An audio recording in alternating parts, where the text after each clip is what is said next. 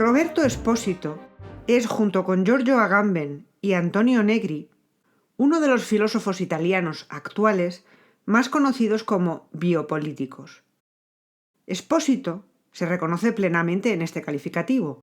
Se considera continuador, desde una óptica propia, del Foucault de los años 70, que dejó abierto el estudio de la relación de política y vida y las consecuencias de la misma.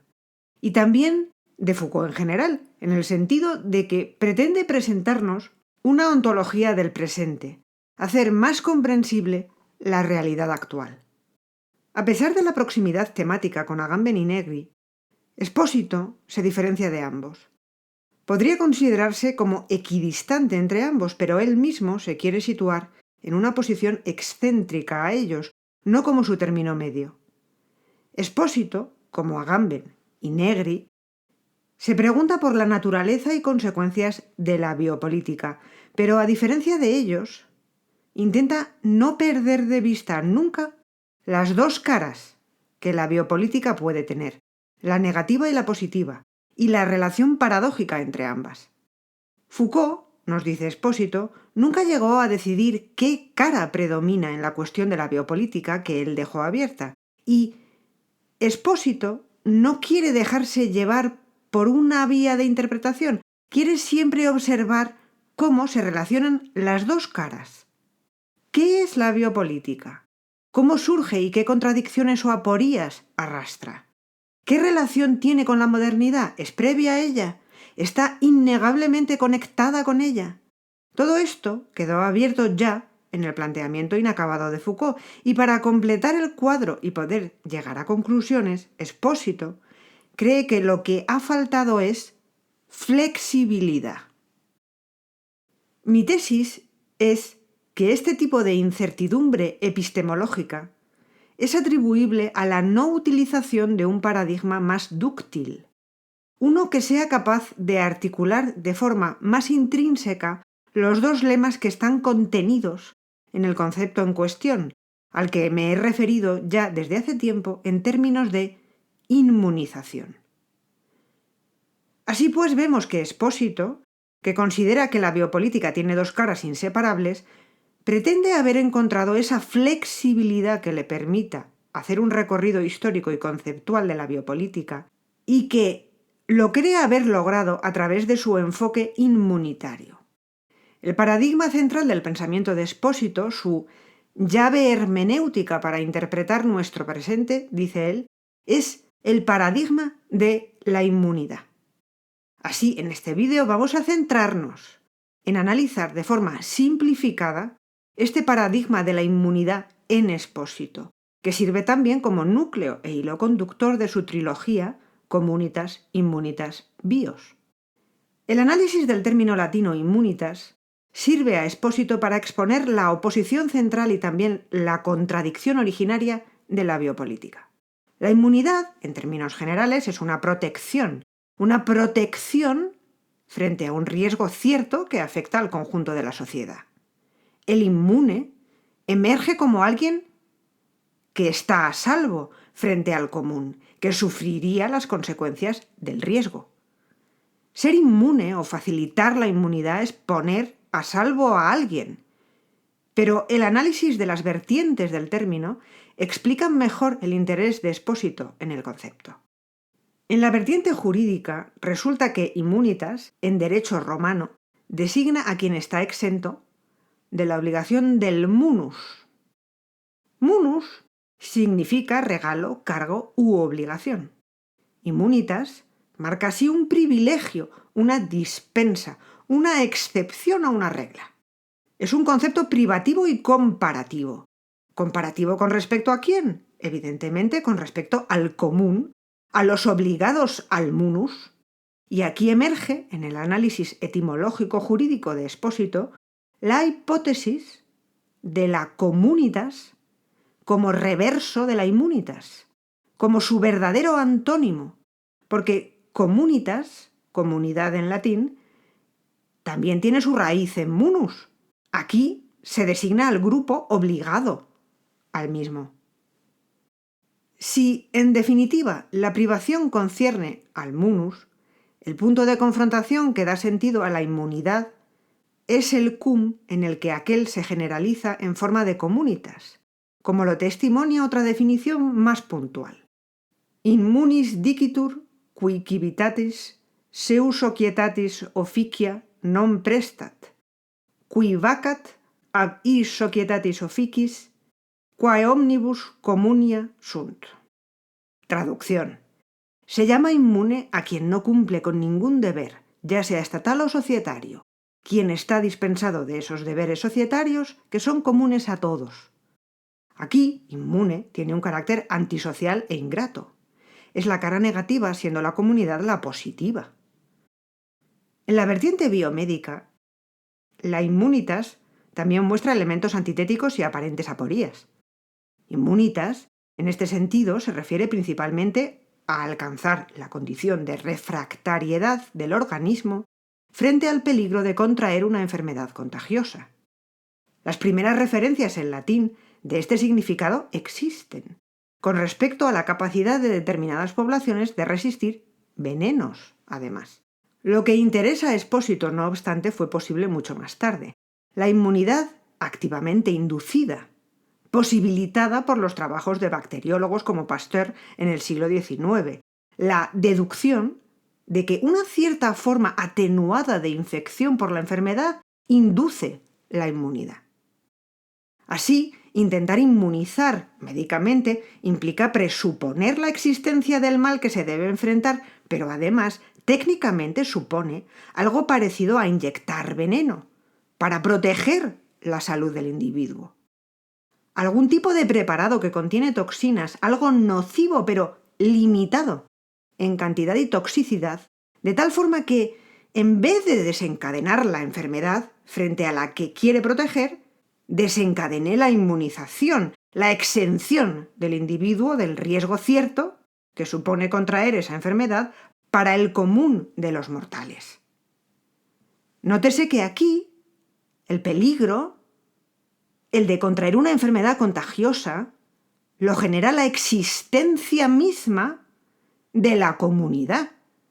Vivir en comunidad entraña el riesgo, y la protección, la immunitas, se puede alcanzar solo asumiendo otro, que es el que entraña ese veneno que hay que aceptar en el organismo con el fin de protegerse. Se tiene que generar un mal controlado para protegerse de otro letal. El mal se combate no expulsando el mal hacia afuera, sino inyectándolo dentro. Se afirma la vida negándola un poco. Se combate el mal creando un mal menor. Se excluye la enfermedad incluyéndola. Así resulta que la protección de la vida implica plegarla un poco, contenerla. Observando todo esto, Espósito considera que el carácter estructuralmente aporético, es decir, contradictorio, de la immunitas queda ya reflejado en toda su amplitud. Espósito cree que, comprendiendo la lógica inmunitaria intrínsecamente contradictoria, como la negación de la negación o una no negación, podemos rastrear la genealogía de la biopolítica. Más incluso, podemos analizar la sociedad y su expresión a través de diferentes disciplinas, como el derecho, la antropología, la política o la biología. La tensión comunitas-immunitas, la lógica inmunitaria y sus aporías siempre están ahí. Se pueden expresar de diferentes formas, a través de diferentes conceptos mediadores. Por ejemplo, conceptos de derecho. Así, el derecho. ¿Para qué sirve? Para garantizar la supervivencia de la comunidad en situaciones de peligro. ¿Cómo realiza esa función protectora? Bueno, pues aplicando la lógica inmunitaria, se puede decir que, de forma un tanto perversa, introduciendo elementos de aquello frente a lo que protege. Es decir, introduciendo determinadas formas de violencia para combatir la violencia letal para la comunidad, produciendo un cambio del lugar de la violencia, o mejor, duplicando la violencia, como los bacteriólogos duplicaban la enfermedad creando formas controladas. El enfoque inmunitario permite a Expósito realizar todo el análisis que pretende, observar las diferentes disciplinas, observar la evolución de la lógica inmunitaria históricamente y llegar a ofrecer algunas respuestas a las cuestiones que Foucault dejó abiertas. La evolución de la lógica inmunitaria permite ver cómo se vincula la biopolítica con la modernidad. Expósito sí considera la biopolítica como nacida de la modernidad. Las raíces de la biopolítica se encuentran antes de la modernidad, pero solo con la modernidad la preservación de la vida individual se hace central y pasa a preceder a todas las demás categorías políticas, desde la libertad hasta la soberanía.